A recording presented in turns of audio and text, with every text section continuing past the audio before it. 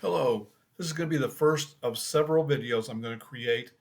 Each video is going to cover a different in the spotlight in each of the chapters. So we're going to start off in chapter 2. Chapter 1 doesn't have any in the spotlights in it. We'll start off here in chapter 2. The first one we're going to work with is calculating a percentage. If you're writing a program that works with a percentage, you have to make sure that the percentage's decimal point is in the correct location before doing any math with the percentage. This is especially true when the user enters a percentage as input. Most users enter the number 50 to mean 50%, 20 to mean 20%, and so forth. Before you perform any calculations with such a percentage, you have to divide it by 100 to move its decimal point 2 places to the left. Now, it talks about this, and then it doesn't do this in the program. So we're going to add that part into the program so you can see how that works. So let's step through the process of writing a program that calculates a percentage. Suppose a retail business is planning to have a store-wide sale where the prices of all items will be 20% off. We have been asked to write a program to calculate the sale price of an item after the discount is subtracted. Okay. So in this particular case, the discount percentage is 20. But the paragraph above that was talking about what if the user entered it. So we're going to make this a little bit more versatile in that we're going to have the user enter not only the original price, but also what the percent discount is. So number one task here is to get the original price of the item. Number two, we're going to modify that and to get the discount percent. Number three then would be to calculate 20% of the original price. This is the amount of the discount. Okay, before we can do that, we're going to have to take the percent that was entered and divide it by 100 to get the decimal on that. Okay, once we have that calculated, then we can subtract the discount from the original price, and that's the sale price, and then we can display the sale price. So like I said, some of these steps are left out of here because I'm modifying this from what they originally had. So in step one, we get the original price of the item. We will prompt the user to enter this data on the keyboard. In our program, we will use the following statement to do this. Notice the value entered by the user will be stored in a variable named original price. And I think what I'm going to do is I'm going to do this one first, and then we'll go back in and modify it to add the other one in there. So two things to notice here. First of all, notice that original price up here is the two words are separated by an underline, and down here it's separated by having a capital on the second word. The book does it with the underlines.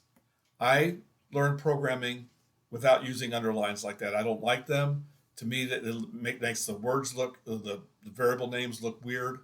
I use what is called camel case, which is what this is. It's called camel case because each word after the first one has a capital, which makes it look like it has a hump.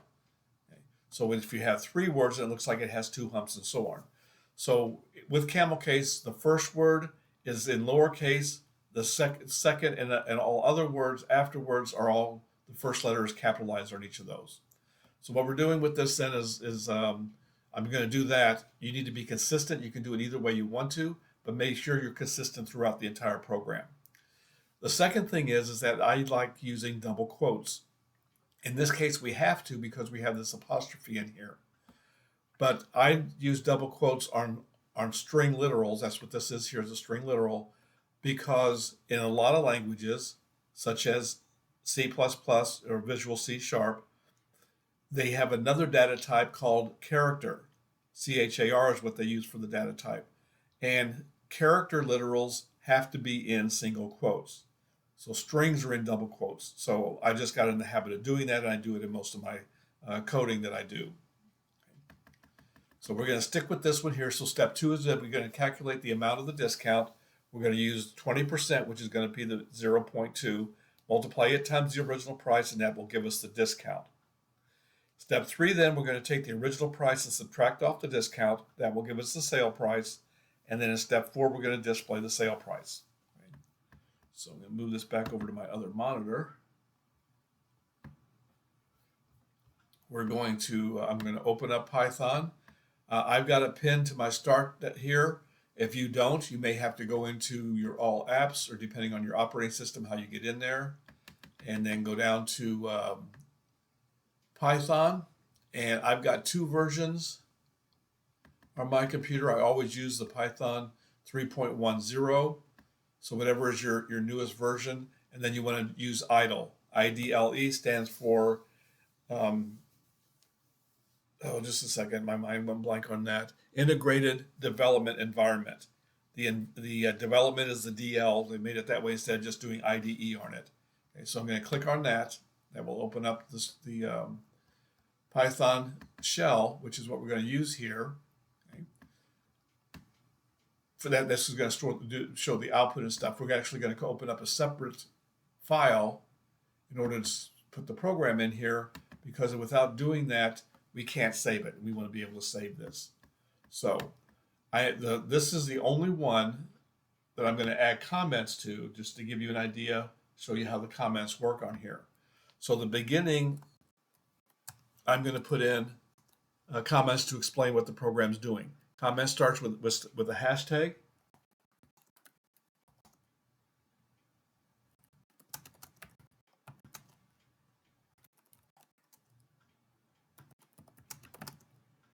And notice that I'm not doing the entire description at the top on the top line. I'm breaking it into two lines.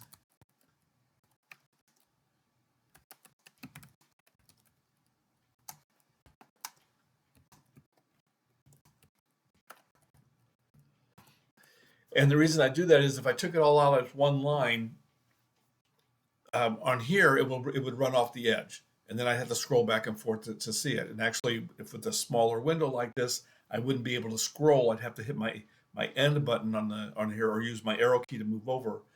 Second reason is because it would probably be too long to print out on one line, so then it starts breaking the program up and not looking right with this format and everything. So that's why I do that. Okay, so next thing we need to do is get the original price. So I'm going to use a comment for that.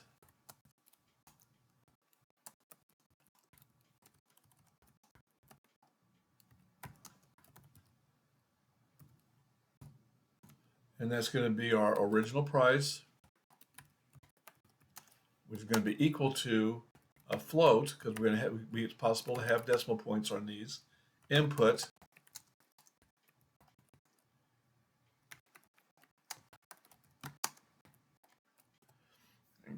And I put a space between the colon and the quote mark here, so they have a separator when we go to enter this value. I use the double quotes required here because I've got this apostrophe in the center.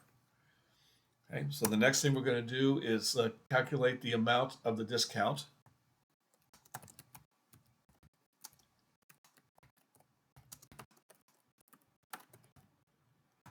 And in order to do that, so discount is going to be equal to our original price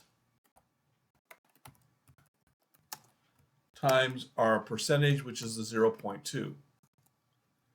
Then we need to calculate out our sale price,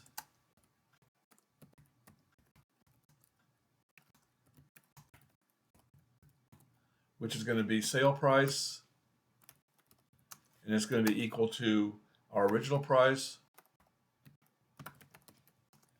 minus the discount. And then the last thing is to print out the result.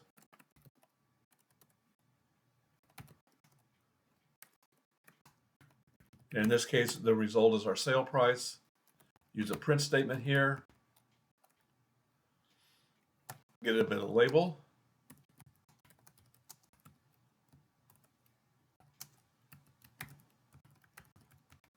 And there we go. So that's the entire program. So I'm going to go ahead and save this. Now I've been playing around with this, so I've already got it saved out there. I'm just going to write over the top of it on there. So I'm going to call this saleprice.py, and you need to put the extension on there. Python has multiple extensions. Since it doesn't know which one you want, it won't automatically put one on there. It's not like a Word document where you have a docx almost every time, and it automatically puts that on there. Okay? So you need to make sure you put that .py on there. Find the location where I want to save it. Put it out here on my external hard drive.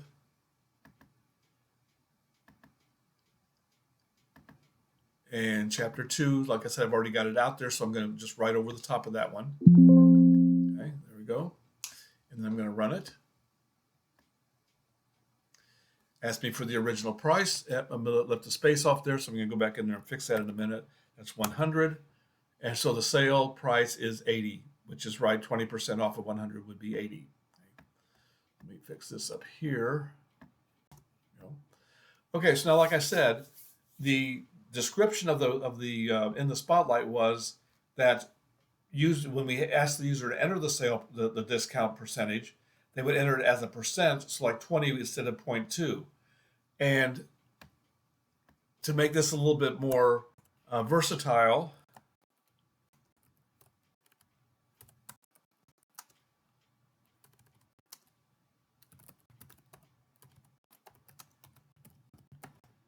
we're going to have them enter the discount.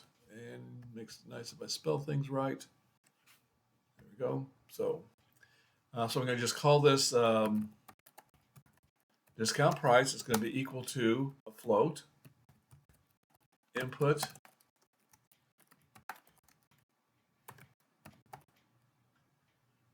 discount percent is what that should be. Sorry. There. So enter the discount percent. Colon space. I use a colon to separate them out. I do that all the time. It's just something I do there. And then we're going to need to do this as here.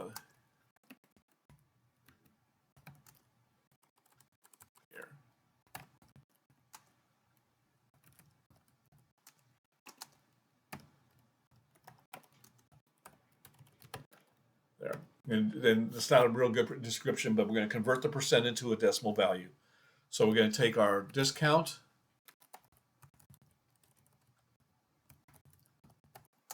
and it's going to be equal to our discount percent divided by, divided by, if I could type it would be better. There we go, by 100. So now we can come down here and change our 0.2 to discount percent. And what that does is it makes the program a lot more useful because it's not always 20%. Let's say that they change it to 80, or not 80, but to 25%. We don't have to go into the program, find the 0.0 or 0.2 and change it to 0.25. We just do it as an input there. So I'm going to resave this.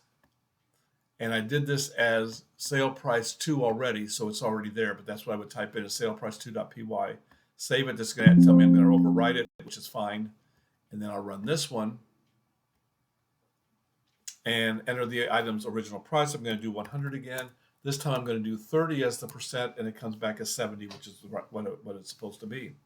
So what we did here was we took the program and broke it down into its individual steps, and then took those and put them into a complete program. So if you have any questions on this, let me know. The next video will cover the next in the spotlight in chapter 2. So just let me know if you have any questions, and I will get back to you as soon as I can. Bye.